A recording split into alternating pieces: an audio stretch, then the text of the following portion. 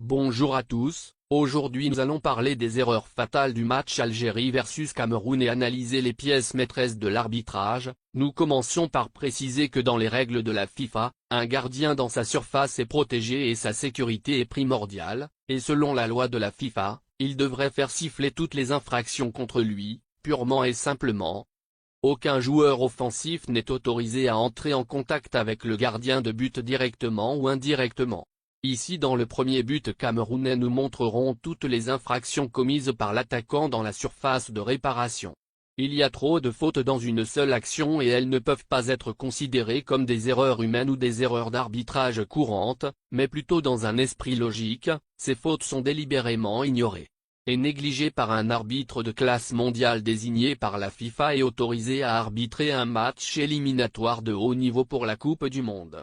Pousser un défenseur contre son gardien de but doit immédiatement entraîner l'arrêt du jeu et récompenser un coup franc à la défense. Le gardien de but dans la surface de réparation a tous les droits et le temps d'effectuer un jeu sur le ballon sans être contacté. De plus, pousser agressivement un défenseur par le cou est un jeu très dangereux, qui devrait recevoir un carton jaune. Un joueur offensif entrant en contact avec le ballon dans la main est automatiquement sifflé pour une infraction. Un gardien de but qui perd l'équilibre à cause d'un contact est un coup franc automatique selon les règles.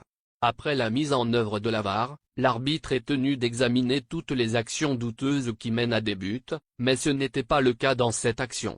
Si le VAR ne fonctionnait pas pendant cette action, cela est considéré comme une erreur technique et relève de la responsabilité de la FIFA. Si tel est le cas, c'est un très bon point en faveur de l'Algérie. Une action visible à l'œil nu ne nécessite pas de révision VAR, cependant, le VAR est tenu d'appeler l'arbitre, pour révision s'il manque une action, comme cette main claire ici dans la surface de réparation.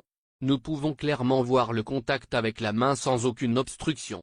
Le ballon atterrit clairement dans son avant-bras. Cependant, cela est considéré comme une erreur courante de l'arbitre, à moins que, comme nous l'avons dit précédemment, le VAR ne fonctionne pas. Encore un bon point pour l'Algérie.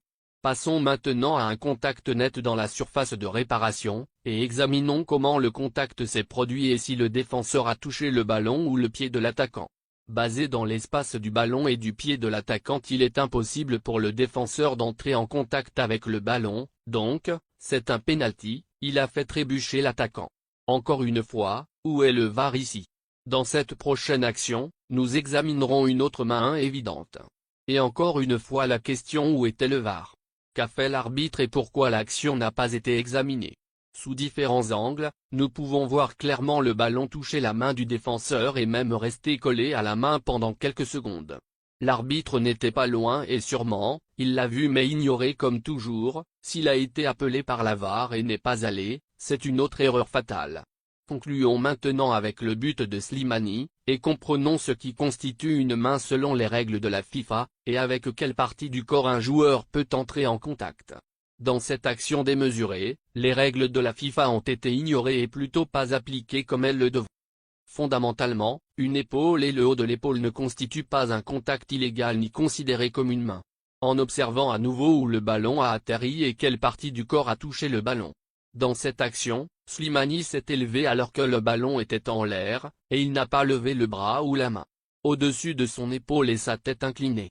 À plusieurs reprises, nous pouvons clairement voir la balle au-dessus de la partie du corps considérée comme une main dans les règles de la FIFA. Si, nous voulons être très conservateurs à propos de cette action, le résultat ne devrait pas être concluant, et le but devrait être accordé comme dans le jeu en direct.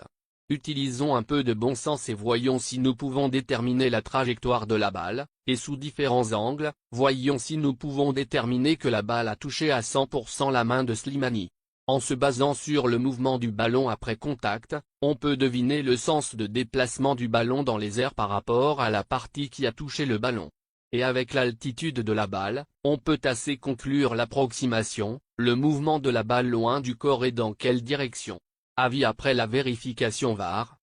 Remarquez comment le VAR en bas de votre écran a conclu qu'il s'agissait d'un but valide. Remarquez également comment l'arbitre pointe son avant-bras. Le ballon n'a pas touché cette partie. Clairement un geste vicieux. Il y a ici un conflit entre le VAR et l'arbitre. Est-ce un dur proof en faveur de l'Algérie? On ne sait pas. Discutons brièvement des règles d'un handball avec quelques illustrations. L'IFAB définit la limite entre l'épaule et le bras comme le bas de l'aisselle. Tout ce qui est en dessous est considéré comme un handball, intentionnel ou non, cela n'a pas d'importance. La définition de la loi 12 pour le handball, selon laquelle le bras se termine au bas de l'aisselle. La loi sanctionnait un joueur pour handball si le bras est clairement éloigné du corps et en dehors de la ligne du corps. Le joueur se penche clairement dans la trajectoire du ballon. Le ballon parcourt une certaine distance. Le ballon touche une main, un bras clairement levé au-dessus de l'épaule. Dont rien de tout cela n'était dans le but de Slimani. Sur cette photo, qui n'est pas un handball. C'est une action similaire à Slimani, si nous avions le même angle. Regardez attentivement, où repose la balle et quelle est la légalité du contact. Même si le ballon glisse légèrement vers le bas, il n'est pas considéré comme un handball selon la loi. Enfin, parlons du litige actuel et de ce qui devrait arriver et quelles en sont les ramifications. Dans le cas de l'Algérie, les organes juridiques de la FIFA devraient déterminer si le match a été arbitré équitablement ou s'il y a eu des erreurs excessives qui ont fait pencher la balance en faveur d'une autre équipe et ont rendu le match injuste. Ou s'il y a simplement eu des erreurs courantes sans fondement. L'organisme juridique doit contacter les témoins dans ce cas, les arbitres et le VAR, revoir le match et, plus important encore, enquêter sur tout contact entre les arbitres et les équipes. Ils sont également tenus d'écouter toutes les communications entre l'arbitre et le VAR. Déterminer ensuite, si le match doit être rejoué, aucune autre action n'est nécessaire et le Cameroun se qualifie toujours, ou même dépouiller le Cameroun de la qualification et la donner à l'Algérie. Dans tous ces scénarios après le verdict, les deux équipes ont 21 jours pour faire appel de la décision contre eux auprès d'Utah.